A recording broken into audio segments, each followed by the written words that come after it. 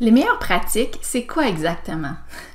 En fait, ce sont des façons de faire ou des procédures exemplaires reliées à une problématique précise dans le domaine de la santé et qui sont basées sur les données probantes les plus récentes. Les meilleures pratiques visent à améliorer collectivement les soins offerts à la population. Donc, par exemple, si je travaille dans un hôpital au triage des urgences et que je remarque qu'il y a une grande affluence de patients qui ont des problèmes de santé mentale, pour m'assurer de leur offrir le meilleur soutien possible, je pourrais consulter un guide de meilleures pratiques pour l'accueil des patients souffrant de troubles de santé mentale dans les urgences. Pour le projet d'intégration, c'est vraiment important de trouver les meilleures pratiques reliées à votre sujet pour pouvoir offrir de l'information récente et à jour visant à améliorer les soins offerts reliés à la problématique de santé qui vous intéresse. Dans le guide en sciences infirmières, il y a un onglet portant sur les meilleures pratiques. On vous explique ce que c'est à gauche et à droite, on vous donne des sites web où vous pouvez trouver des meilleures pratiques qu'on retrouve aussi souvent dans ce qu'on appelle les lignes directrices. Par exemple, en cliquant sur le site de l'Agence de la santé publique du Canada, je vais trouver des lignes directrices sur certaines maladies classées en ordre alphabétique.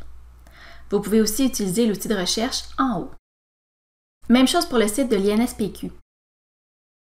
J'aime aussi beaucoup le site de la Registered Nurses Association of Ontario parce qu'il vous donne accès à une grande quantité de lignes directrices ou guidelines en anglais. Il y en a aussi qui sont traduits. Vous devez juste choisir le français dans les langues proposées. Ça vous permet aussi de comparer les pratiques avec la province qui est juste à côté de nous, donc c'est très intéressant sur le plan comparatif. Dans le guide en sciences infirmières, on vous donne aussi accès à une base de données qui s'appelle TRIP, qui vous permet de trouver des meilleures pratiques. Je peux trouver les meilleures pratiques en cliquant sur Guidelines dans les facettes à droite et en sélectionnant un pays, par exemple le Canada. Ensuite, je clique sur le titre pour y avoir accès. Si je n'arrive pas à trouver des meilleures pratiques sur ma problématique de santé, je peux consulter des revues systématiques. Selon le Centre Cochrane français, dans une revue systématique, on recherche toutes les études, publiées ou non, répondant à une question précise pour en faire la synthèse critique. Lorsque vous consultez une revue systématique, c'est comme si vous aviez accès à une revue de la littérature faite par des experts précisément sur votre sujet. On se base notamment sur les revues systématiques pour établir les meilleures pratiques. On peut trouver des revues systématiques dans la base de données TRIP en cliquant sur Systematic Reviews dans les facettes à droite.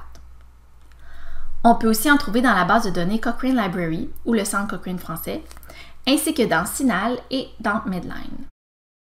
Dans ces bases de données, pour trouver les revues systématiques sur mon sujet, je vais le combiner avec les termes Systematic Review ou Meta-Analysis.